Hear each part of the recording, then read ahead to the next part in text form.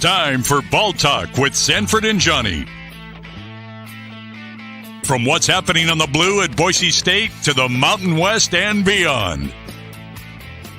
The biggest storylines, the best guests, and most outlandish opinions from two dudes who eat, sleep, and breathe college football. Today's broadcast is coming from the Cutwater Spirits Canned Cocktail Studios. Check out one of their more than 30 flavors of pre-mixed premium cocktails at your local gas station or grocery store. Cutwater Canned Cocktails is perfect for your next game day tailgate party. Ball Talk with Sanford and Johnny, featuring former Boise State quarterback and longtime coach Mike Sanford and KTIK 95.3 FM The Ticket's Johnny Mallory on Bronco Nation News. Season 2, Episode 3, back from an odd early bye week. What's going on? Welcome to Ball Talk. I'm John Mallory, my partner, Coach Mike Sanford. Good to have you back, Coach. Let's let this audience build up a little bit. I am fired up coming off that bye week, new conference to talk about. I know you're in the right in the heart of the pipeline there, Coach. You got your finger on the pulse of Colorado State and Boise State to the Pac-12, and a lot to get to tonight. You're staying busy, though, man. I see you everywhere. Well, man, it's been a fun, start to football season, not just with Boise State, which is always the aspect of all this that is closest to my heart because of obvious reasons. But, Bronco season is in full swing, not necessarily a great Bronco season. I'm talking about the National Football League Broncos. Had to be in my first press room after a regular season NFL football game.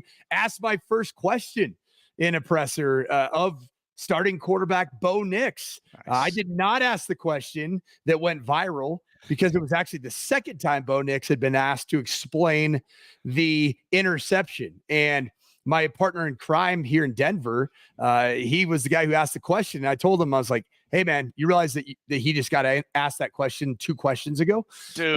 Yeah, neither here nor there. It went viral. It's a win for my man D-Mac. So, but yeah, I'm just, I'm loving it. I've been at CSU two weekends in a row. Not a great situation right now in Fort Collins outside of the Pac-12 news. I'd say played okay against Northern Colorado, a team that I thought was better. And then really laid a massive egg against the CU Buffs with an unbelievable atmosphere at Canvas State. Yeah, was it over there? Yeah. It was 41,000 people, a single game record in Fort Collins history in any sport, obviously. Wow. And it was beautiful. It was not, I thought it was going to be a 60% CU crowd. It was closer to 90% CSU, 10% CU, and it was a wasted opportunity for Jaden Norvell and that team. Totally. And right now they're fighting for their football lives instead of doing a victory lap. And then the Pac-12 news, man, I woke up and, I'd had some indications that the Pac-12 was going to happen, the whole addition of the Boise State, Colorado State, San Diego State, and Fresno State was going to happen. But, man, just waking up to the news and, I mean, dude, my heart was just warmed up because that's my childhood conference.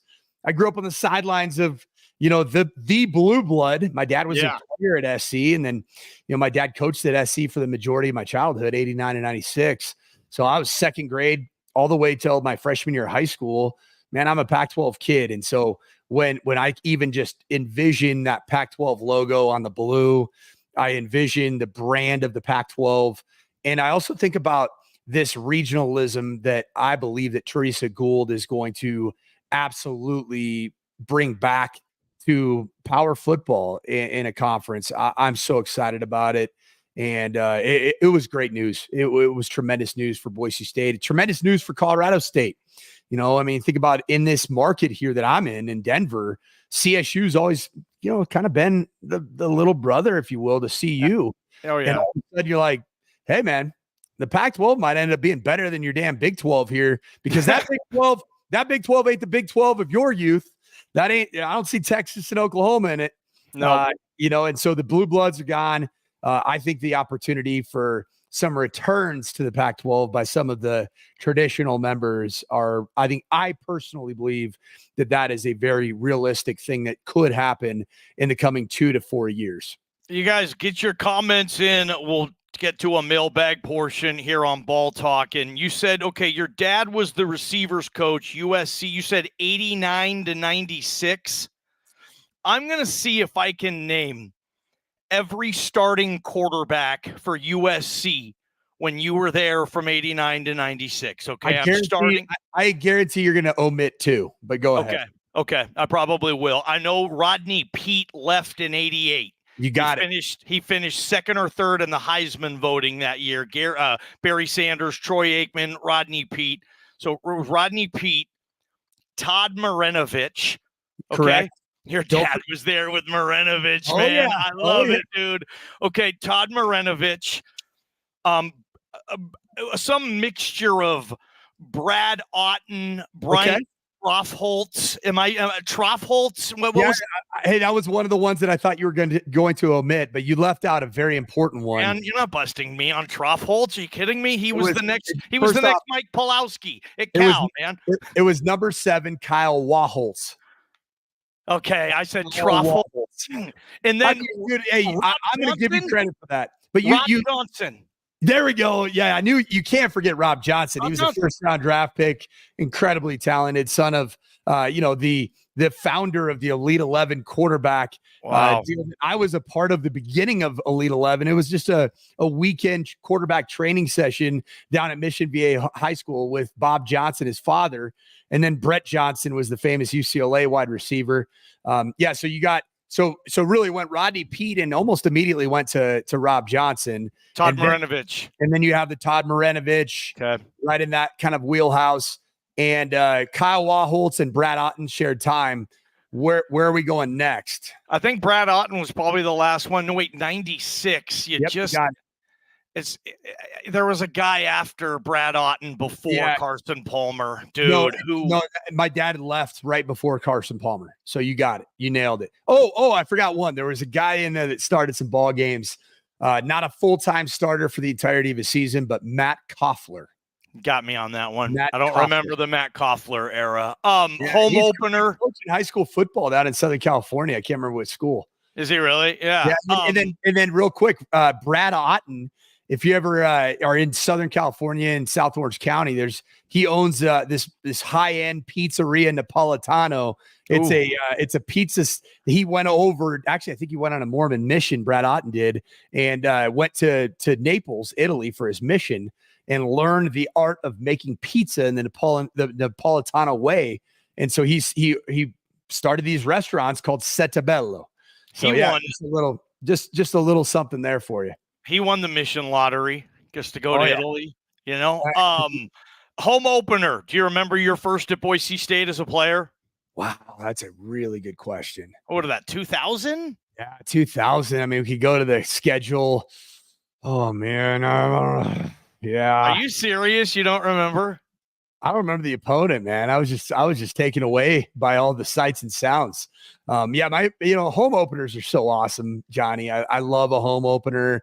I had a chance to experience a home opener in Canvas Stadium in Fort Collins on Ag Day, which is Agricultural Day, goes back to the roots of CSU, and they wear their orange, white, and green jerseys.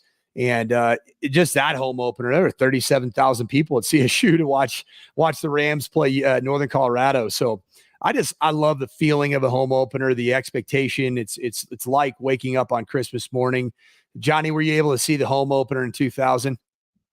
Northern Iowa. Okay. All right. The Panthers came to town. That was your home opener in the year 2000, according to Pro Football Reference, I'm a college reference, a website I'm constantly on. Yeah, Northern Iowa, September 9th, 2000. You guys won. Guess the score.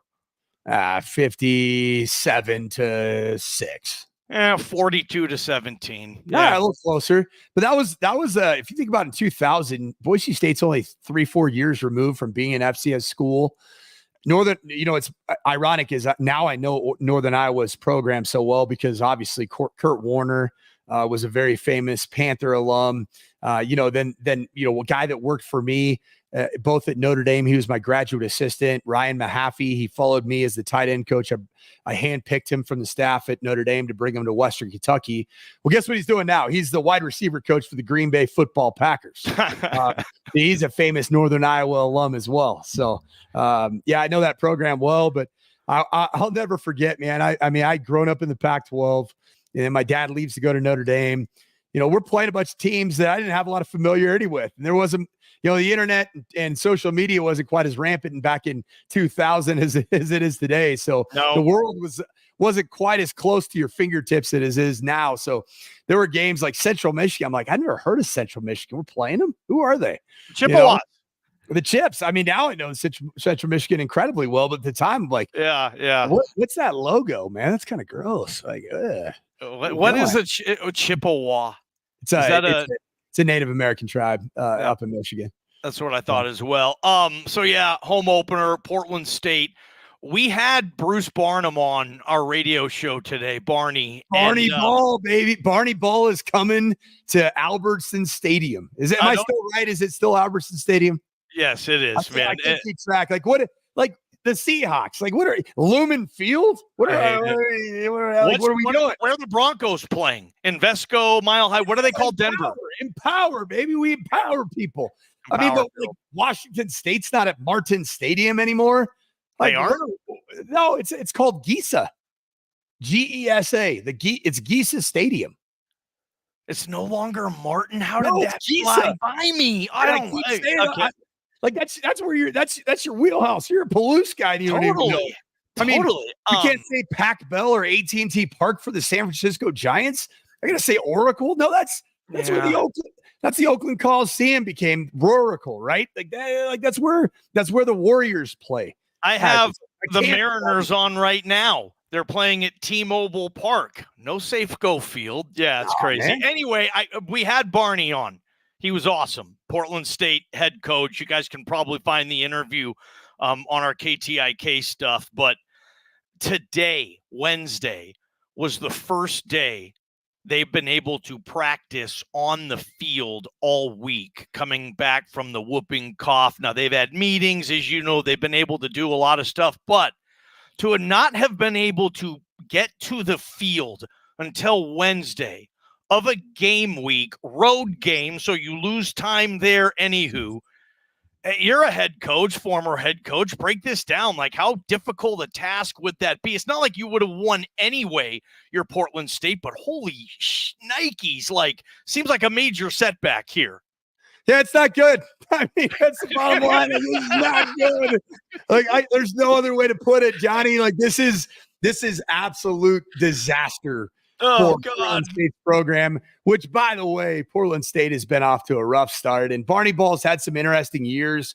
He's done some good stuff with the Viking program. Yeah. They've been a team that I've switched the TV to late at night, and they're playing a former Pac-12 school, and I'm like, oh wow, this is kind of close, man. What are we doing here? Barney Ball's out there, man. He's awesome. He's unique. He's funny. In fact, Stacy Collins, who I worked with at Utah State, he worked with Bruce Barnum, and he is just where at? You got me. It might have been Portland State when Barney. Maybe Idaho State. Was Stacy Collins ever at Idaho State? Yeah, Stacy was definitely at Idaho State for sure. Barnum was at Idaho State a long time too. There we go. Go Bengals, baby. Yes. Still Holt Arena, or has that been changed to it's changed. Yeah, I think. What is it? Somebody comment. Somebody knows what Holt Arena is now, right? It's not Holt Arena, I don't think anymore. But what is the Asui Kibby Dome known as now? Is it still the Asui? No, it's the P1 FCU Kibby Dome. P1 Federal Credit Union. Was it not the Asui for a while there? The Asui Kibby Dome. Appreciate our boy Dayton. It's the ICCU Dome. That's Holt Arena. Yeah. Okay. Crater always calls it the Mini Dome. Apparently, forever, all anybody referred to it as was the Mini Dome. But I always called it the artist formerly known as an airplane hangar because I think it actually was at some point. They used to say that about the Kibby too, man. Is it not true? Am I making these things up? It's not true. That's so disrespectful. Am I just the silver spooner Boise State guy that's just making fun of the other schools, the have-nots, if you will? What was it like playing in the Kibby? You made that trip, what, twice Did you like it? I mean, did a good vibe, good place? Come on, to play a game in.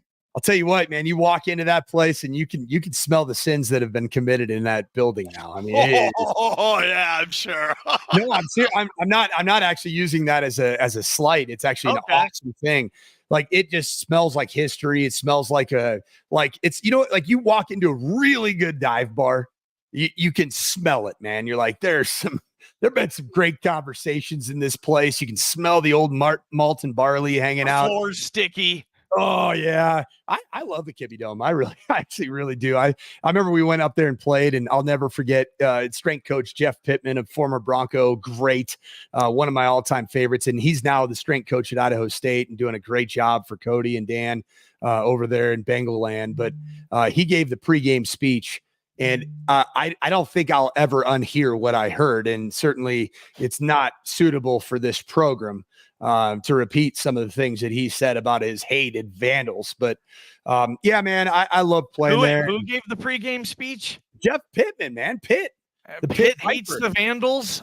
Dude, he went to Boise State when it was Big Sky on Big Sky crime. Like, that's what he knows, man. I mean, Boise State was little brother until they started, stomping him. And he used some other terms to talk about stomping that, aren't necessarily culturally appropriate in 2024. So I'll stay away from that. But man, I just think about, what Bruce Barnum, is facing this week. Back to your original question, Johnny, and it's not great. And this is a team that lost, at Giesa Stadium 70-30. Washington State's proving to be by far the biggest challenge remaining for Boise State, if we're just going to call it like it is. 100%.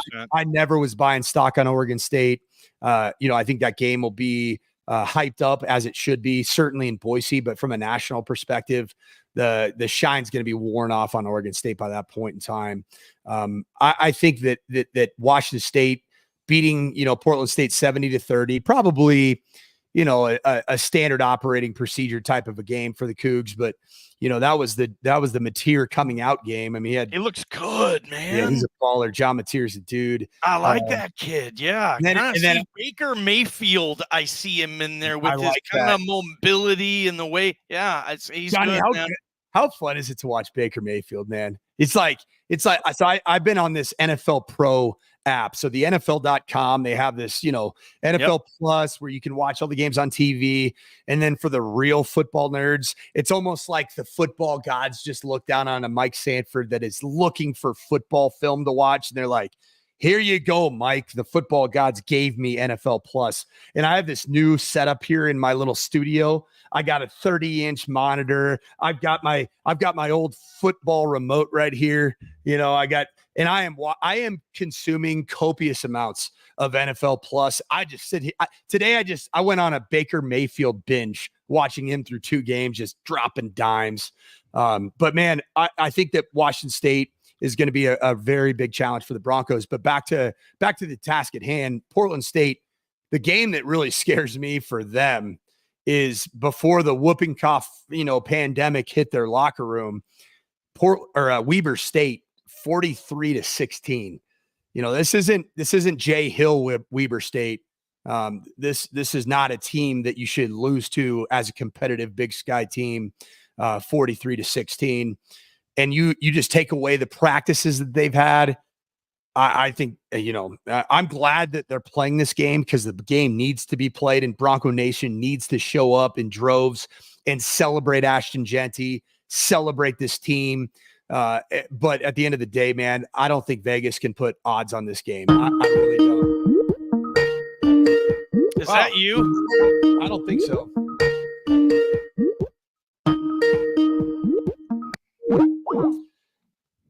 That was cool. Good story on that right there. Okay. What the hell was that? Anyway. So that's Skype right there. Okay. Who's calling you? Alicia something. I have no idea. All okay. right. So I have to download. I'm on this program on a weekly basis. I'm on Saturday mornings. VSiN in Las Vegas. So Tim Murray, awesome guy. They use Skype as the call-in technology for me to be on. It's a televised national program. Yeah, it's a Nigerian prince. So everybody uses StreamYard. I'm telling you that I deal with now. I could see why, because have you ever had Skype before? Yeah. it's like WhatsApp. You just have like spammers just all day. Like it is non-freaking stop. And I don't even know how to turn it off. It's the craziest thing. So yeah, I didn't know whoever bought, Alicia or whatever, they're glad everybody had a chance to enjoy the Nigerian prince right there. Put her through next time. We'll mess with her, Coach. She's probably a hacker in Russia. So probably wouldn't be a very interesting phone call, to be very candid. What do you see? How do you handle if you're coaching Boise State? You've been in these situations, you want Ashton to be able to get some numbers. I mean, they've said publicly they're pushing a Heisman campaign. I mean, 10, 15 touches. I mean, if Ashton gets 15 touches against Portland State, I'll give him 12, 13 yards per carry. Seriously, comfortably against Portland State. It might even be worse. It might be 19 yards per carry on 9 carries. Portland State will not have an answer for this dude, Coach. They won't. No. I mean, you know what's unfortunate about this football game, and just once again, Bronco Nation needs to show up, show out, do what they do. But what I think is unfortunate about this football game is that you're going to know nothing more after this game than you do before this game. Like there's going to be no revelations by way of playing a whooping cough pandemic team. And I hope everybody's safe and healthy and there's not, any major issues, but you're not going to learn anything about Boise State after this game. Now, the one thing that is pretty cool is, you're going to have a chance to see Malachi Nelson. I wouldn't say it's a guarantee because you remember a year ago, man, when the South Dakota Coyotes came into town, I was scared to death. And frankly, that game was a little uncomfortable. It was North Dakota, University of North Dakota, the Fighting Sioux. UND. When they came into town, I was nervous going into that game. This is not the University of North Dakota. This is not a team from the Dakotas. No. This is definitely a team that's going through it right now. And I'd be surprised if this game, is within 70 points. If it probably wasn't for, I think it's $475,000, Portland State might have tried to say, hey, we need another week to get over this to get ready for Big Sky play. But you know how those programs work at the 1AA level. I mean, this is what, pays the light bill, getting your ass kicked by big schools for $500,000 a couple times of the year. The Dakotas don't have to do that as much as because some of those schools actually make money at the FCS level. Hardly anybody else does. But it's going to be one of those games where if you were going to letter in high school and you got to play a certain amount of quarters to letter, Coach, this will be one of those games everybody gets to letter. What you got on the screen? Yeah. So I think this is a really good point, from our keep the comments coming, but Chris Washburn says, Coach, you think this game can get the passing game in some better rhythm heading into the meat of the season, or will it not matter whether the passing game is great or not? I think that's a great point. Like if there's one thing to keep your eye on, it's that you want the pass game to just feel good. You want it to, the protection has been good, but you want to feel like Maddox Madsen comes out of this game, standing, 6'1", and feeling like he is the guy that's ready to take this team to places that, frankly, this program hasn't been, which is a CFP playoff, because it didn't exist, frankly, and nor did the opportunity for a Group of 5 school to really get in. I don't think that was a reality. I don't think that was something that the NCAA and the power brokers wanted to see when it was a 4-team playoff. So Cincinnati made it hard for them, and good for them. But one Group of 5 team in 10 years of that tournament. Yeah, and Cincinnati, begrudgingly, they allowed Cincinnati in, and it frankly ended up kind of proving the point, right? In a sense, it wasn't great, but I just think that this is a game where Boise State can get back on track. The craziest thing about Boise State, I'm an alum.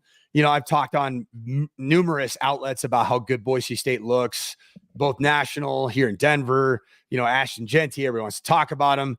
And the thing that I have to remind myself right now is that Boise State's a 500 club. You didn't play a week ago. You had, you on Saturday, you had a bye week. You beat Georgia Southern close and you lost to Oregon close. And so I do think that we all, as Boise State fans, and I'm not doing a great job of it by talking about Portland State, but there is a reality to having, an outbreak of something that cancels a game and not being on the practice field for Portland State until Wednesday. Yeah. But I mean, Boise State right now is a 1-on-1 football team. Could you imagine going into a game, or how the hell would you feel going into a game as a head coach or offensive coordinator if your squad didn't touch the practice field on a regular game week until Wednesday? How big a deal is that? It's really bad. I mean, you think about, Tuesday is such a massive day in college football. That's your run install day. That's where you put in your base first and second down, plan. You practice it, and then you come back on Wednesday and you clean it up.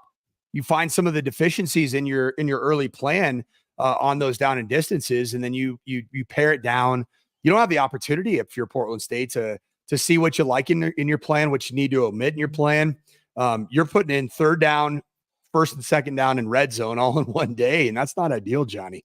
Can you put that in the meeting rooms rather than on the field? That's probably what they had to do. I mean, you think about it. If this is an outbreak where there's, Portland is an interesting city for sure. It's very different, than a lot of other places sure. that I've been. I mean, Me too. I'm willing to throw it out there that the city of Portland and the state of Oregon essentially shut their operation down and gave them the green light on Wednesday is what if the first day that you could be out on the practice field is Wednesday, I mean, you got to take them for what their word is, and that they weren't able to walk through on Tuesday. And so if you weren't able to be out on a practice field till Wednesday, I mean, what were you doing for the last 5 days? I don't know. Yeah, tough situation. I felt so bad for Coach Barnum and those guys. Yeah, he came on the show today and said, "Yeah, we had our first practice on the field of the week today." And I'm thinking, Wednesday? Ah, man, that's a bite. But back to the passing game, because I saw a couple of comments there about what they want to do with the passing game. Like, here's one. JB says, "Get Genty his touches, work on throwing the ball. Perfect game to get the receiver some confidence as well," because I didn't expect this, but Coach Danielson in the Monday presser talked about a scenario in defense of the quarterback play, saying that, they 50-50 balls aren't happening and they're not getting enough separation. And Spencer even talked about it. He said there was a time that he pressed pause on the tape and said, who's he supposed to throw to here? Who's open? That right. type of thing. Johnny, you could say that on probably 70% of snaps in the NFL. I mean, I've been watching NFL film, and it looks totally like different. Nobody's ever open, right? So not in the NFL. You're right. You're right. It's funny because right now I'm living the life of Sean Payton playing judge, jury, and executioner. I mean, he's Perry Mason right now for Bo Nix, and he's putting everything back on the receivers. So I kind of feel a similar sentiment because there is, a bit of I would say there's a loud voice in Boise, but there are. What have you seen, though? I mean, you've seen every snap for Boise State this year. What are you seeing? What are you noticing in the passing game as far as the receivers and the quarterback? And well, I'll tell you what I'm noticing is that they played Oregon. That's what happened. I mean, they have the best secondary that money can buy. And so what makes, to me, in this day and age, 2024, what makes a quarterback elite is the ability to create the second play. I mean, that's like Baker Mayfield. You watch his film. Does he run a 4.4? Hell no, he doesn't. He probably runs a 4.8 right now, but he has a feel for extending plays, being creative on that second play. So when the word second play is used and you turn on ESPN, you hear it all the time because it's frankly changed pro football. It's changed college football. There is you design routes on timing based off the quarterback's drop and based off of, the receiver's depth of route, their route combinations, the spacing, attacking certain coverages. The problem, man, and Johnny, I think this is a high level football conversation, and we're ball talk, man. And we talk football. What we do. That's what we do. And so what's really happened in defenses is that the RPO game was absolutely obliterating zone coverage. It was killing zone coverage, because what happens in zone for years is that they were cheating the run game with players that were pass cover players. And so they were putting him in between the run fit, meaning the box fit, and you might be the B gap player, but you're playing outside of the tackle and you might fit into the B gap if it's a run. Well, what was happening with the RPO is that you were engaging that mesh, blocking that scheme in the run game. And then all of a sudden those players were selling out on the run game. And so they were wide open, glance posts, those little 5-step posts right behind linebackers in between the safeties and cover 4. Well, what defensive coordinators have done, and I think this is why the NFL has had almost half of the passing touchdowns through 2 weeks that it had 6 years ago, is defensive coordinators at the college level that were defending RPO in real time. They came up with this whole this whole like match cover 3, which basically now you're playing, cover 3 principles, but you're playing tight man coverage with outside leverage. You're squeezing everything back. All those glance posts are getting squeezed back into a single high safety. And then, oh, by the way, those linebackers are playing the run fit aggressively because they're route disrupting on the perimeter. So your slot receivers, your nickel receiver, they're getting washed back inside towards that single high safety who's playing not at 20 yards deep like he used to. He's playing more like 10 to 14. And so that's happening in college football. Well, the byproduct is how do you beat match cover 3? Well, you can run crossing routes. What do you have to do in crossing routes? You have to pass protect. It's tough, man. Like, you're playing against Oregon, it's tough to pass protect. Okay. I love crossing routes. I love them, man. I do too, but I also hate getting my quarterback hit in the back of the head and have him look like Tua Tagovailoa on and have to peel him off the field. Hey, one thing I wanted to say too on the RPO game and the way it's officiated, I've never seen this many ineligible man downfield penalties in 2 weeks, because just like you were saying, it's almost like you give them an inch, they're going to take a mile. So they're saying, hey, we have all these linemen downfield because, it might have been a run. It's an RPO. That's the fit. And all of a sudden the referees probably noticed that. Last year you watch a lot more tape than I do, obviously. Like, is that part of the reason here? Like, they're being real strict on offensive linemen, being further down the field than I've seen in the past. Well, it's the same exact rule, Johnny. Okay. It's the same rule, and it's being enforced exactly the same as it was 7 years ago when the RPO was really starting to make an entrance. The downfield passing game paired with a decision to hand it off or throw it. Now, I just discussed this match cover 3 that I think is the reason, because you're not getting clean reads at the quarterback position. And then they're extending the play, past that 2.5 second point where in RPO, the ball's got to be out if you're throwing that ball down the field. So they're extending the play. And this match cover 3 is filtering everything back inside of the safety. So then now the quarterback thinks that it's a drop back play. And they're extending the play and then finding somebody open late. Well, your right guard was blocking inside zone. He didn't know if it was pass or not. So he's 7 yards deep, Johnny. Yeah, I know. I see it every game called, man. Yeah. And it's interesting because you want to know who the guy that started this I think serial killer trend of defensive coordinators.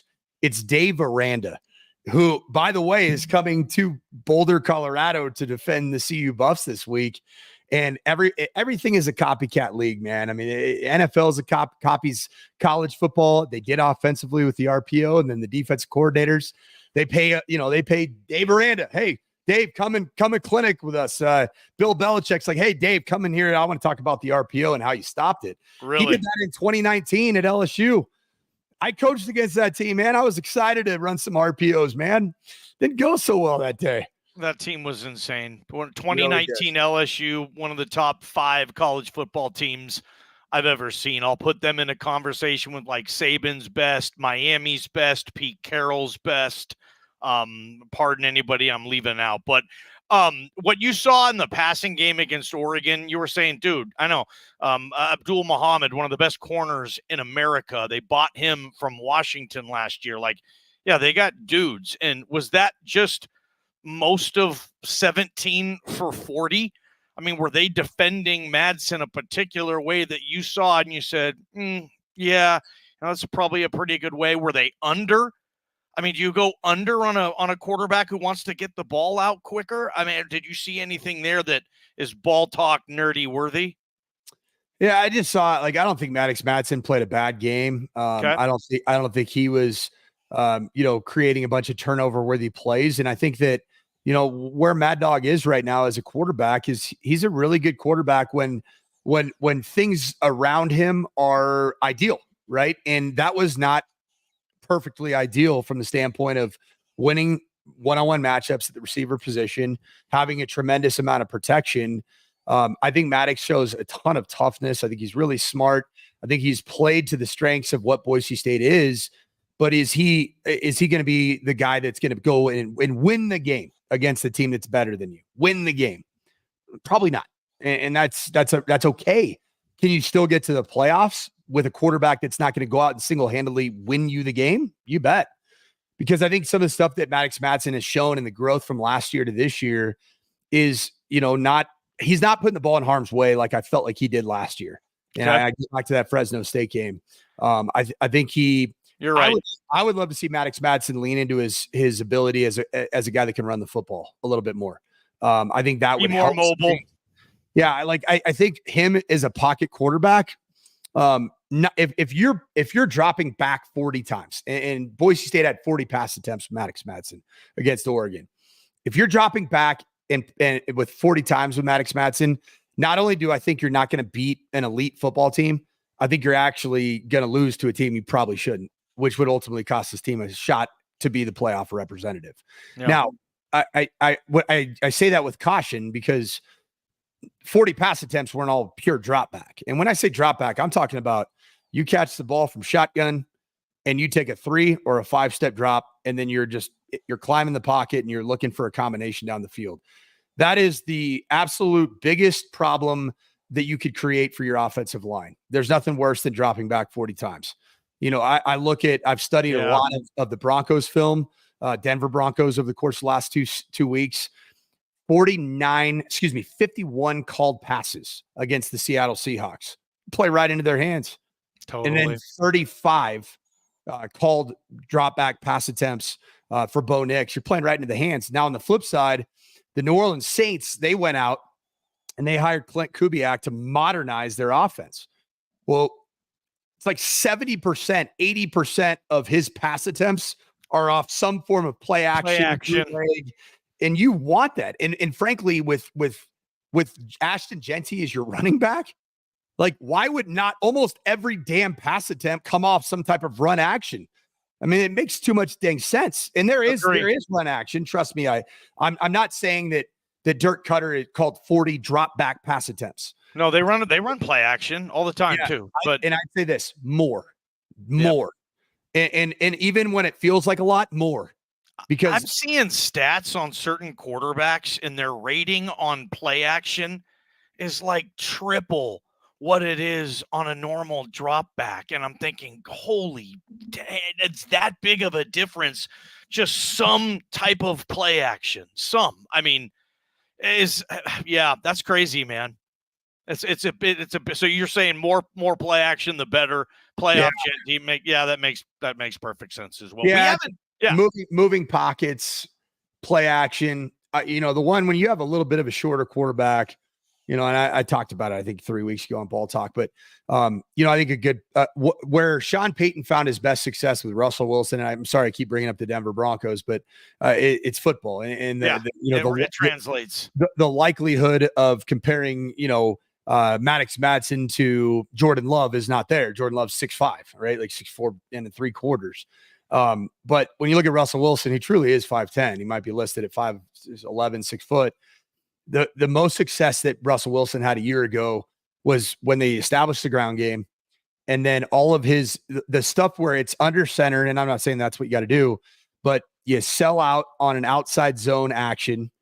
You then kind of sell like you're running a break contain bootleg naked type of a play, but you have as a designed, like, so you set up like in the B or C gap, which is like on the guard or tackle area of your offensive line. that's where you find some really clean pockets for a guy like Maddox Madsen that I do think does have the ability to throw the football well down the field. We haven't mic dropped it yet. Let's cue this sucker up. Coach Mike Sanford, Ball Talk. Ladies and gentlemen, your mic drop. Boise State Broncos, 1-1, a 500 football team. Like I said earlier in this program, Georgia Southern, you go down and you get a win. You survive and advance. Big time win for the Broncos. You can look at all the deficiencies. What was the biggest question that everybody had coming out of that game? Well, if we give up that many points to Georgia Southern, 45, I believe it was, or 46, we give up that many points against the Georgia Southern Eagles, what the heck's it going to look like at Autzen Stadium the next week? We'll look pretty dang good. And so what I do think about this football team is you won close against a team that you were supposed to beat big. You lost close against a team that, frankly, you were supposed to get beat soundly by. You didn't. You address the issues. You address the deficiencies. It's a football season. You're talking about 18 to 23-year-old young men. There are going to be deficiencies after every game. Heck, there's going to be some after this Portland State game. Something's going to happen in this game where the fan base, myself, Johnny, BJ, Prater, Caves, you name it. All of us are going to, Caves is in Texas, but all of us are going to point to something that we're like, God, that wasn't very good against a team that's not very good. Well, guess what? You just got to keep getting better as a football team from week to week. You got to take it one game at a time. And I want to talk to you, the Boise State fan. You've already sold out 3 of your home games for this season, right? You've got a choice as a Boise State fan, all right? You're going to see this Portland State team coming off of bursitis or, some funicular. I don't know what the name is for whooping cough, but the team that's coming has dealt with an outbreak of whatever that itis is. All right. So you can say, you know what? I'm just going to tailgate. Yeah, maybe get there in the first, mid first quarter. Yeah, I'm going to go home. Stay in your seats. Get to your seats early because you need for this team to be a CFP playoff contending team. You need to build the greatest home field advantage in Group of 5 football. Take that task seriously. Just like Stacey Collins and this special teams unit is taking that task seriously to be better, not just for the Portland State game, but for the rest of the season. Just like Eric Chenander took that task personally after the Georgia Southern game and proved it that he was going to be better. Just like Dirk Cutter and this offense is working their absolute tail off to make sure this passing game takes the next right step. Fan base, take your next best step. And that's show up early. Wear blue or whatever color they tell you to wear in your section. Get greased up if you want to. Just do it like 6 hours before. Build it up and then get in your seats. Build the greatest home field advantage. Never forget, players play, coaches coach, fans cheer. My challenge to you, Bronco Nation, is cheer better. Show up earlier. Stay later than the rest of college football. And I think this team's headed to college football playoffs. And you're going to be a part of that. Bronco Nation, let's do it, baby. Mic drop. Well done, Coach Sanford. Mic drop. Bronco Brew Coffee, I'll shout them out. I don't know if they're still hanging with us, but good for them. Bronco Brew Coffee, they were the guys last year. They got a lot of sponsors we got to thank at some point here, Coach. But I want to get to the Pac-12 news. Boise State's going to be in a new league in 2 years. Wait, what?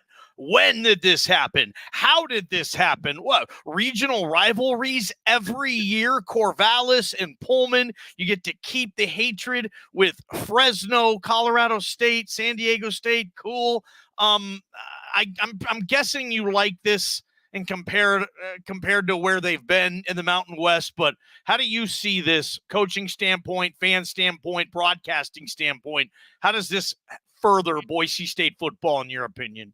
The brand, it's the brand I grew up with. It's the brand my dad played in. It's the Pac-8 to the Pac-10 to the Pac-12 to the 2-pack and now to the 6-pack, baby. And I'm here for the 6-pack. Now, I will say this, the brand itself didn't go away, just like the Big 12 brand didn't go away, just like the ACC is not going to go away anytime soon. There is a real competition to see who is going to be number 3, who's going to be the conference when all the dust settles, if it ever actually does settle, to see who is the best of the rest. And what I think that the Pac-12 as a brand has going for itself is that it has a bunch of schools that are going to be playing out of their element in conferences like the ACC, like the Big Ten, heck, even maybe the Big 12, and it's going to be the perfect place to come back to. I am of the belief that the Pac-12 shouldn't necessarily just settle. Don't just settle for, I'm not going to name the school. Don't settle for the best of the AAC. Don't settle don't settle. Why? Okay, if you're a billionaire, right, and you want to go buy the nicest house in the country in the best place to live, where are you going to, Johnny? Are you going to go buy a house down in like Mobile, Alabama? Are you going to buy a house in San Antonio, Texas? I'm buying it out on the West Coast where the mountains are tall. San Diego. The beaches are sunny, sandy. Yeah. Where the salmon flows where the beer flows like the salmon of Capistrano. Where the beer flows like wine and the women instinctively flock like the salmon of Capistrano. We got to get out of this town, man. Yeah. And then, you know where Harry and Lloyd left? They left the East Coast, man. Good point. They came to the land of milk and honey out here in the West. Aspen. California. Beautiful. Yeah. Tell you what, man, that John Denver's full of shit. These Rockies aren't so rocky after all. 30 years ago in October, Dumb and Dumber in the theaters. October of 94, I believe it was. Anyway. How old does that make you feel, Johnny? Really old. It still holds up, though. It still holds up. You put Dumb and Dumber in front of someone who's never seen it before, they're laughing their ass off. Oh, it's incredible. There's too many. We my kids. It's fantastic. But here's what I'm going to say, though, is that I think that the Pac, like I went to the Pac-2 media day. It was called Cougs and Beeves After Dark or After Hours. I didn't make it. Yeah, so I went to that event and it was really cool. It's an open bar. I was unfortunately, this too well. I was actually I got a stomach bug while I was in Vegas. I just kind of toughed it out the next day. But the open bar didn't seem too appetizing to me at that night. But one thing that I did learn is that Teresa Gould, the new president of the Pac-12, she's a go-getter. She's a fighter. She knows what she wants, and she realizes that you're sitting in a place as the Pac-12 with 6 teams where you actually kind of do hold some cards. You've got some power because the brand is powerful. It fits some of the schools that recently left. Let's just call a spade, Johnny.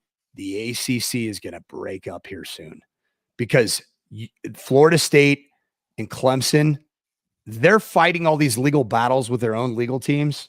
If the SEC really wants to get that market and get fully in South Carolina, you have the Gamecocks versus the Tigers, get fully invested in Florida. You got the Seminoles and the Gators. They're going to have their attorneys, their legal is going to be insane. And then guess what? 2 teams that are able to leave, what does that open up? The floodgates. And I think Stanford, Cal end up in this conference, and I don't think it's going to be all that far away. Okay. So that makes sense. I think Memphis makes a ton of sense. I don't. For the group of 5. You don't why wouldn't you like Memphis? This is going to happen, by the way, Sanford. Yeah, I'm not Memphis a fan. I think they're coming. I think it's a good move for Memphis. Yeah. You ever been to Liberty Bowl, bud? I think I've flown over it. It's under construction, right? Aren't they doing a lot of work to it? They've been a good football team. They are not a power conference type of an outfit, man. Nor their city, nor their stadium, nor their brand. And I have talked to insiders in this rebuild of the Pac-12, legitimate people that are forming this conference as we speak. I've talked to them in the last week. And what every one of them has said is that it's about the brand, not just the market. The TV market days are long gone because everything is digital, man. Heck, we're doing this right now, and there's no cable subscription required to watch ball game and Sanford break it down. It's a digital world we live in, man. It's about the brands. How powerful are the brands? That's why Boise State was the leader, by far the leader of these 4 teams that came across was the brand. And frankly, San Diego State, it wasn't because of the California market. It was the brand of San Diego. the brand of the city of San Diego, the brand of Southern California. Fresno State, it's the brand of Devontae Adams, Derek and David Carr. It's the brand of Ryan Matthews. Okay, and then you look at Colorado State. It's the brand of the Rocky Mountain region. It's the brand of Denver International Airport, which can be a pain in the ass to fly in and out of. But guess what? It's the busiest airport in the United States of America. What? Yes, it is. Top 3 in the world in 2022. Top 3 airport in the world. It is busy all the damn time. You're right. It is a brand. And these 4 teams have a brand. I don't see that with Memphis. I don't see a brand. It's not a power. Like, I see those to be like, I could be throwing shade at Memphis. I apologize to all the watchers of Ball Talk that is love this a Western Kentucky thing? Did they run the score up on you? Did your dad get fired there as an OC? I'm trying to slippy, slappy, swamp sand. What is it? What is it? Why are you dogging Memphis like this? It's that Memphis doesn't get me anywhere near a Chubb there, Johnny. That's the reality. It doesn't pump your gnats. I have zero bad blood towards the Memphis Tigers, but when you see them roll out with their kind of knockoff blue and silver Cincinnati Bengals look, that looks like group of 5. It's written all over it. The brand isn't powerful. I'm just telling you like it is. UTSA, they weren't playing high-level Division I football 15 years ago, Johnny. How's that for brand? Yeah, they do nothing. You don't need UTSA or Texas State. GJ Kinney will be gone in 3 months anyway. Like, no, I'm with you on those teams too. But Memphis, I think, would be great for basketball too, even though nobody cares about hoops. Yeah, except for they'll probably shut down their basketball program by the time that they had joined the conference. Friggin' mess right now. They got the former Western Kentucky head basketball coach who was an absolute freaking crook. I was there at the same time as him. Rick Stansbury was like, he just got fired at Memphis. He was Penny Hardaway. Is it Penny Hardaway? Is that who's there? Yep. Penny Hardaway's assistant. I mean, it's an absolute mess. Hey, what's it like? Hey, got the one here. Got the one. Okay. And this is Mike Sanford's opinion. This isn't the Pac-12 league office. I feel strongly about this. Stanford and Cal come back by 2026. Okay. It's happening, at least in my book. Okay. You can see this Stanford helmet up there somewhere. You can probably see it right there. The Notre Dame one is amazing, by the way. I wanted to talk about that. That Notre Dame helmet is so damn clean. Wow. Yep. It's from the okay. So UNLV is going to be the one that happens. Because the brand of Las Vegas is a sports brand. Is there a hotter sports market in the United States of America right now than Las Vegas? When my dad was the head coach in 2005, you felt like you were committing a sin in college athletics by even playing a game as a coach at Las Vegas at UNLV. Wow. It's completely changed. NFL, WNBA, Major League Baseball, college athletics is thriving. Everybody moved their conference tournaments to and regular season championships to Las Vegas. It's one of the fastest growing and most powerful brands right now in sport. Pac-12 would have a chance to move their league headquarters to Las Vegas. Much cheaper cost of living, doing business than you're doing in San Francisco in the league office currently. And then I think it's going to end up being UCLA by 2028. I really do. Because I think that UCLA is a highly academic institution that wants to be affiliated with their peer institutions academically and in terms of like where they value sports relative to academics, and then the craziness of all of their sports teams having to travel to Rutgers and, all those different things. And plus, we've already seen it. UCLA got their absolute brains beat in week 1 of Big Ten play. Lost 49-10 to Indiana. The Hoosiers won in the Rose Bowl. Man, that's the only time the Indiana Hoosiers ever get to play in the Rose Bowl. I've never heard of Indiana making it. Lee Corso, Antoine Randall L. Hell no, man. I don't know, man. I don't know if UCLA would ever stoop to the level to consider playing in the same league as Fresno. Yeah, I don't know if I see that, man. You could say a great comment here. UNLV doesn't do it for me, but I'll want an excuse to go there every year. That second part of your statement is exactly why they're such a powerful brand. Period. Yep. And then let's not fail to mention that as sport in Las Vegas has exploded. Guess what's also happened to the UNLV football program? Is it coincidence? I think not. They right now are the Big 12 representative to be in the CFP, and Boise State is the representative from the non-AQ conferences. They're 2-0 in the Big 12. 2-0 in the Big 12. Beat Kansas on the road, dominated Houston on the road. Yeah, okay. So, yeah, that you is want to add them? Cool. Well, you're also giving up Allegiant Stadium. You're giving up a destination resort for any sporting event. Raiders tickets. My parents live in Las Vegas. Raiders tickets are like the hottest ticket for a team that sucks. My brother has Raiders season tickets. He sells them every week. He got in on that train. Because who's coming? Chiefs fans in droves. Broncos fans in droves. They're all coming. He got like, $1,500-$1,600 a pop for the Chiefs tickets. First ones he sold too. Mahomes in that stadium is like Frank Sinatra at the Sands Hotel and Casino. It's a show town, right? Hell yeah. And now sports are a part of that.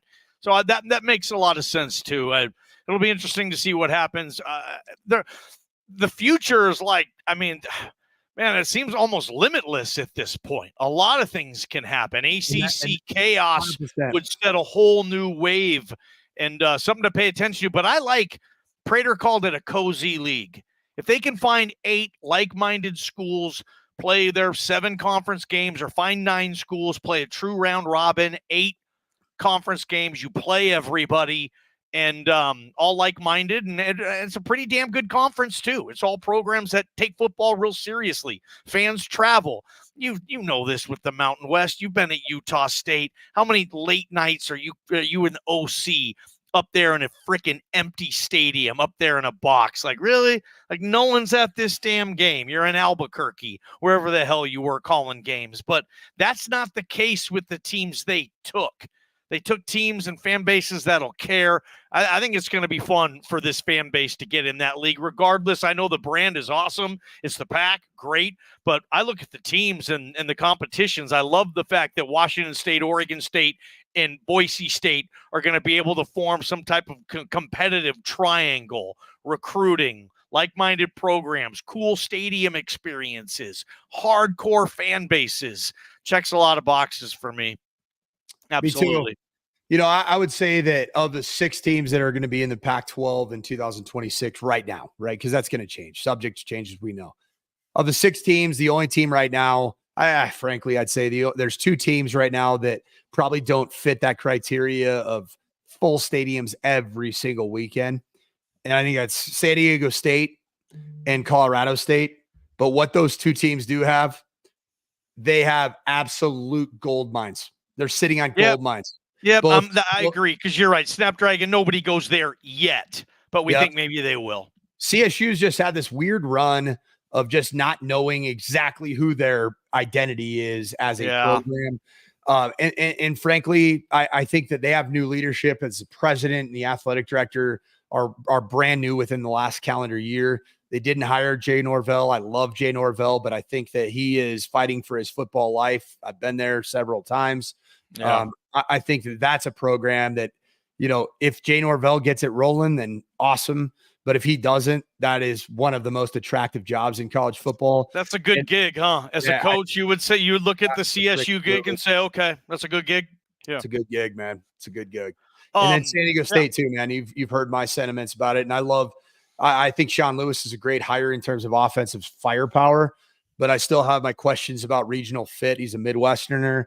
It's been bad. Like San Diego State has not been good in the early report cards out of San Diego. We got a couple minutes left. Didn't think let's not do picks this week. I didn't have any anyway, Coach. You probably forgot yours too. I got them.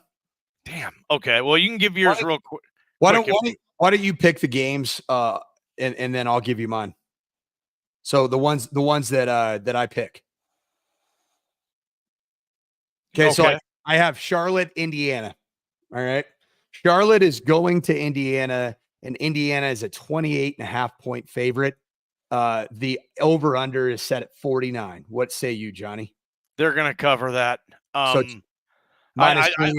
like Indiana and lay the 28. They're going to kick the shit out of them. They're feeling good. They just won in the Rose Bowl. Charlotte might be the worst FBS team in the whole country right now as far as a program and what's going on. Very bad. They're dog shit. Yeah, I'll take Indiana to cover. I have Indiana over 49. They're going to score 49 themselves. Good point. Or more. Okay. They just did against the Bruins. And by the way, UCLA, all you need to know about UCLA as a program is that we're in LA. We're in Los Angeles. Okay. Next one I got I've got West Virginia. So Kansas is at the University of West Virginia, a Big 12 tilt. West Virginia is a 2.5-point favorite, and the over-under is set at 56.5. Where are you going?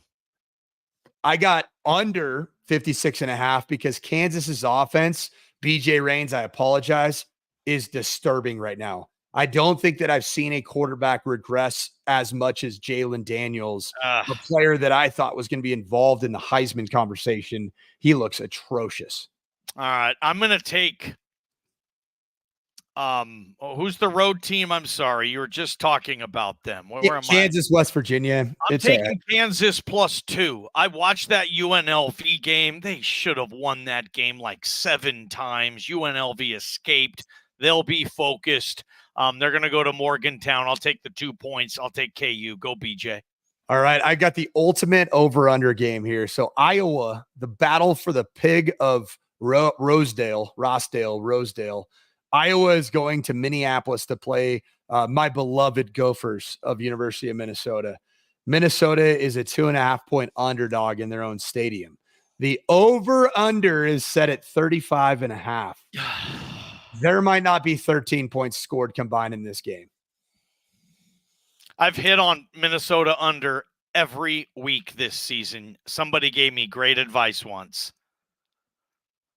So you're going under 35. I sure am. Okay, I'll take Iowa to cover on the road. That's a good call. I have under 35.5. Okay. You writing this down, Johnny, or you gotten too big time for me, man? You're getting called out, bro. Okay. Everybody's ripping on me for this. Oh, I got one for you. I'm writing it down. Okay, yeah. The Ohio U Bobcats are visiting the Kentucky Wildcats. The old Kentucky Wildcats are 20-point favorites at home against the Ohio Bobcats. Can Kentucky's offense so far does not appear to be a team that can score more than 20 points. They were tight with Georgia. Defense was absolutely lights out. The over-under is set at 42.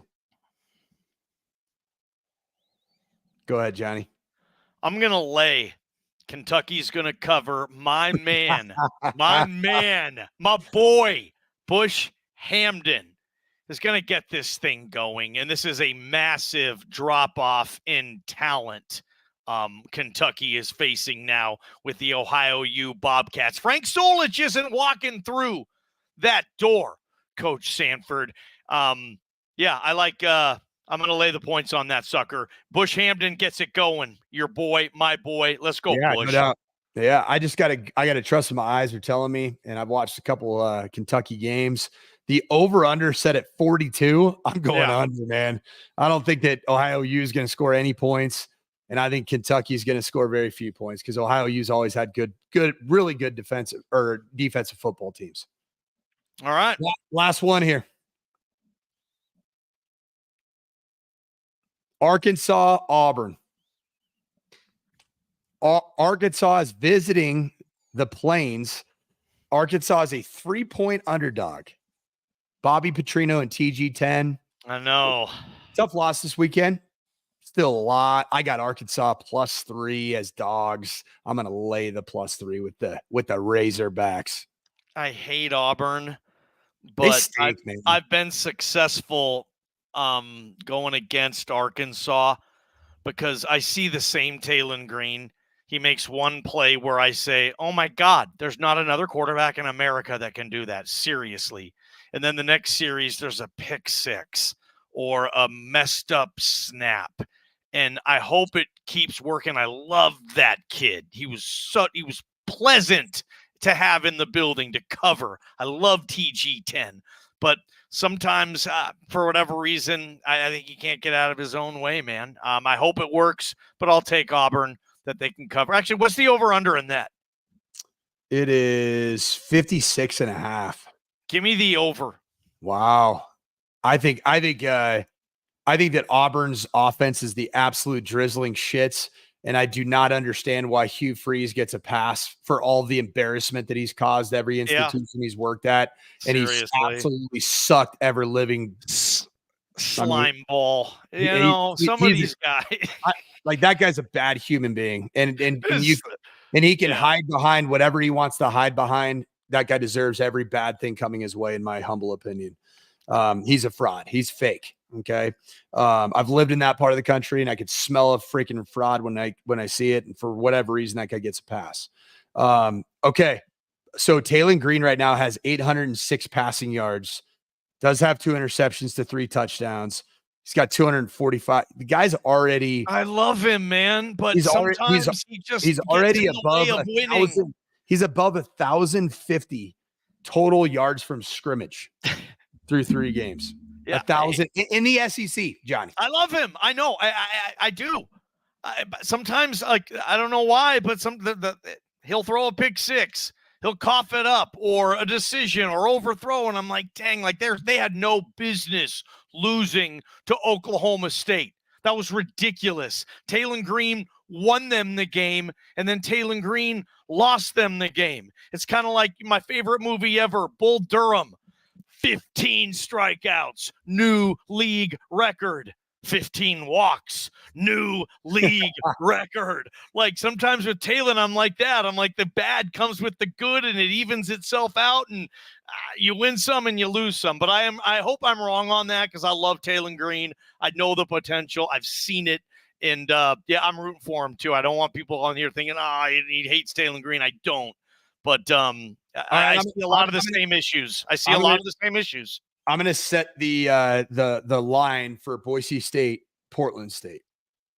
I'm setting it because you can't find it right now, right, Johnny? You could probably find it a lot of places. I looked. I'm going to set it at 55. Boise State is a 55-point favorite. Okay, I'm going to set the over-under as 55. Okay. What do you got? I mean, I honestly think Spencer Danielson's going to take it easier on Barney in like the fourth quarter or something. I don't think this isn't Oregon. Like the Ducks put 83 on Portland State last year, I think it was. I'm going to say Boise State wins by 50, 51. I'll say 51-3 is the final score. So I'll take Portland State and the 55 points you're giving me. I'm gonna take the parlay. I'm gonna take the 3-way parlay of Boise State money line, Boise State plus or minus 55, Boise State and the over of plus 55. So yeah, I'm gonna hit that. I'm gonna go ahead and hit that. This is one of those games, Johnny, where I think you're gonna call inside zone and it's gonna go for 80. Yep, agreed. I think if Ashton Genty gets 15 carries, that might be 300 yards rushing. Like I don't know how they're going to stop them. All right, so those are our picks. Now it's time for a few nerdy questions when we're out of here. Your time at Stanford. It's crazy. I mean, you were at Stanford for the absolute, it will forever be known as the glory years of Stanford football. You were there twice, right when Harbaugh got it rolling. You were on that staff that went into the Coliseum and UCLA and won outright as a 50-point underdog, whatever the hell that was. And then you came back from 11 through 13 as the running backs coach, quarterbacks coach, running game coordinator, and a David Shaw era with Andrew Luck and Kevin Hogan, 2 pro quarterbacks. You went to multiple Rose Bowls. Those games between Stanford and Oregon at the time, that was can't miss Pac-10 football. Stanford and Oregon on the farm or in Autzen. It was Pac-10 still, right? Maybe early Pac-12? Early Pac-12? Pac-10 when I was there in 07 and 08 when we beat USC. Pac-12 when I was there 11, 12, and 13. People forget, and I hope that, I mean, you were in the building with Andrew Luck. You were the running backs coach. This is really cool. I got my headphones on the outside. Can you hear me okay? Oh, it's like the NFL and college football coach to quarterback comms. Hey, Johnny, call play, man. Dude, I might put my helmet on, but no, I'm not going to be that nerdy. I'm sorry. Call play real quick. I want to see if I can get it. Okay. Let's see. Here's a play. X right motion, Z sluggo seam, Y cross, spider 2Y banana. All right, guys, listen up. Hey, we got X cross Y sluggo C. Oh shoot, I gotta check my wrist. Sluggo seam. Oh wait. Oh, shot clock's winding down. Oh, timeout. Oh man, do you speak Gruden? Like, do you know his language? Yep, same language. You and Gruden grew up with the same language? Yeah, so that was what we ran at Stanford. Yeah, okay. You ran the Gruden talk, Holmgren. Yeah. That's just like West Coast shit, right? Yeah. West Coast, true West Coast offense, kind of the derivative that sprung from Gruden, Bill Callahan off of the Bill Walsh tree. Yep. So David Shaw was a Brian Billick. He played for Bill Walsh, so the purity of the West Coast offense. Then worked at the Eagles with John Gruden, and then also shared a little a closet office with Sean Payton. And then Jim Harbaugh, actually, his first years coaching were under Bill Callahan at the Oakland Raiders. So yeah, our offensive staff was pure West Coast offense. So I'm talking, for me, I lived in that offense. That's actually the offense that I lived in second most behind Boise State's terminology. You know, you were, like I said, in the building, Andrew Luck. I hope people don't forget about him. You saw him every day. Is he the best quarterback that you've been around, like as a player or a coach? I mean, where's that list for you? He's number one though, Andrew Luck. Yeah. How special was he? Well, I mean, first of all, he was he truly did have a photographic memory. Like his memory, he could study a list of plays and then regurgitate 100 different calls. Like, it was absolutely bananas. He was a really thoughtful individual. He thought through the potential pitfalls of a scheme. He knew the deficiencies of a scheme. And he also was just a really, when I say thoughtful, he thought about the impact to everybody on the team, which is why I actually think he left the game of football early, was because he was injured so much and he was paid so much. And I think as a man of principle, he thought about his teammates and how his teammates were looking at him as somebody who was on the IR, but yet making this money, kind of frankly, not year after year, but for good chunks of a couple of years. But he just said, I'm not doing my teammates a service by collecting this check and creating animosity. And I think that's partially why he walked when he did walk. But yeah, just unbelievable arm talent. Guy could run like a 4.5, 7.40. Remember when he trucked that guy? What was it? USC? Possibly, there was a fumble. Yep. And he just leveled this USC linebacker who picked up the ball and thought he had a touchdown, and Luck yeah, dude. People forget about Andrew Luck. That dude was special, like John Elway special, man. And I hope he's happy. It feels like he is. But for you be a young coach and that's your quarterback, those guys that's your staff. I mean, my other question is Stanford. What's different specifically about Stanford that just wouldn't fly at other programs or places you've been to, and maybe vice versa? You could do this at Stanford because of whatever reason. You could never do that at Western Kentucky. That's not going to fly. Yeah. So I coached in 2005 at Stanford. And what I would say that I learned in 2007 and 8, is that if you just told a player to run through a brick wall, hey, see that brick wall right there? Run through that son of a gun. The Stanford player would do it, but they would make sure to understand why, and they would make you explain every aspect of what is beneficial about me putting my body on the line to run through that brick wall. Now, if you explained it well and you got to that point, well, think about 2005. That was fairly in the football world. That was a new concept. Like, you used to just yell at players and, "No, you do this. Why? Because I told you."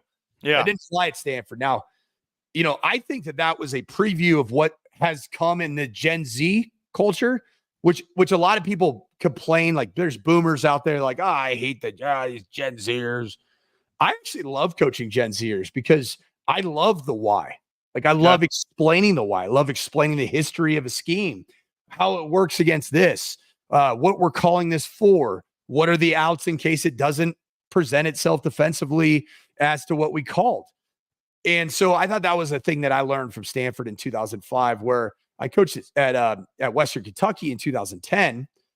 And they didn't want to know the why at that time. Those players, the majority of those players, not every one of them, right? Okay. But majority of them just wanted, hey, coach, tell me the scheme. And so I had to adapt to who I was teaching to based off of their background, based off of like how their high school coaches had trained them, based off their intellect. And not to say that Stanford players, every single one of them smarter than every single, Western Kentucky player. Okay. But the why was a huge piece of what you did at Stanford that, frankly, wasn't even necessarily welcome at a place like Western Kentucky. That's crazy, man. Yeah, I mean, even your running back rooms. I mean, you're like, Stephon Taylor, Toby Gerhart, recruiting Christian McCaffrey. Is there a Love in there? No, you were gone by then, right? Who was I thinking of? Anyway, smart kids at every single position group. That's what was that? Is that a different, like, when you go, like, you can do more at Stanford, obviously, intellectually, like your concepts were a lot more. Well, we had the ability to quadruple call play calls. So it means that in the huddle, we would actually read off 3 different play calls. What we started with, kill, to what we go to if there's a safety rotation into the run side or strong side. And then our alert was if it's a cover 0. And then maybe we had the ability to black a play, which means would be a 4th play that the quarterback could control at the line of scrimmage if he saw a particular look. So you had 4 options. We tried to do that at Western Kentucky when I went there with Willie Taggart. Yep. We started with going to 2 plays, and then we just went to 1 play. Call it. Yeah. Stanford, you guys had it rolling. I like the farm, man. Rolling. Let's get to some comments. What you got? Yeah, Brandon Bailey says we need the Dan Hawkins mentality. Go for the jugular. I like this too.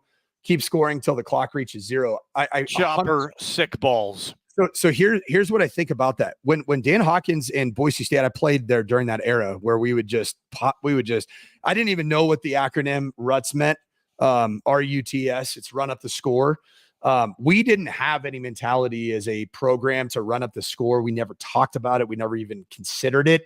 Really? But I thought 0. We never talked about it. But what I felt like, and I was a part of some of it as a backup quarterback, is that we went in with the mentality of like, we're going to prove as players that we should be the starting quarterback or the starting linebacker, starting running back. And it just continued into this feeding frenzy. And it was like the depth of our team also had talent, but also had belief in what we were doing. And so it was just a natural byproduct of, you would empty the benches with 2s and 3s, and we would keep scoring. Everybody got to play, back in your era. Yeah, everybody got in. Now, on the flip side of that, you could say, well, that was 2005. Some of these programs were absolutely crap. True. 2024, man. I mean, with the way everybody recruits, everybody's got directors of player personnel. I would say if you're not winning, you're getting fired in your first 2 or 3 years. I think that there is more parity where that's not as much of a reality. But what I would love to see from Boise State this weekend, I'd love to see Boise State come out with the mentality that when we have the ball in possession, we're going to score a touchdown. When our defense is on the field, we want to score a touchdown defensively. When we take a snap of special teams, we want to score a touchdown. And we have the talent, the schemes, the coaching, and the belief to do that for 4 quarters. Cool. Like, is that awful? Not if you're putting out your 2s and 3s and walk-ons late in the game. It's perfectly acceptable, but that's got to be a type of mentality that just should permeate through your entire program. I'd love to see it. Last thing, Monday Night Football. On Nick Sirianni for okaying the call, on Kellen Moore for calling a pass play in that situation, on Saquon Barkley for dropping the ball, on Vic Fangio for I don't know what the hell type of prevent defense that was in. I mean, Kellen's getting crushed in Philadelphia. They all are. I mean, Sirianni's getting crushed just as bad. I know you're following the NFL closely. As an OC, you've been in that situation. If you run the ball, they can't stop the clock. You are guaranteed to be able to get the clock down to that time. Or, hey, you have this call. You know it's open. You know what look you're going to get. You know, 100%. Your back's going to be open on the banana. You know it. The banana is not going to be caught in the tailpipe in this one either. But you call it trusting that your running back is going to frickin' catch it. And he doesn't. Uh-oh. Now all of a sudden they march again. You kick the field goal. They drive and you lose the game. Like, where are you going with that one, man? So I'm seeing the comments just flood right here, and I'll just click a couple of them. Great call. Kellen wins. Good call. That's on Saquon. Barkley catches the ball. Game's over. Perfect play call. Got to catch that pass. Okay, so one thing I'll say is I love Kellen Moore. I am a fan of Kellen Moore. I think he's a great offensive mind. I think he's a great human being.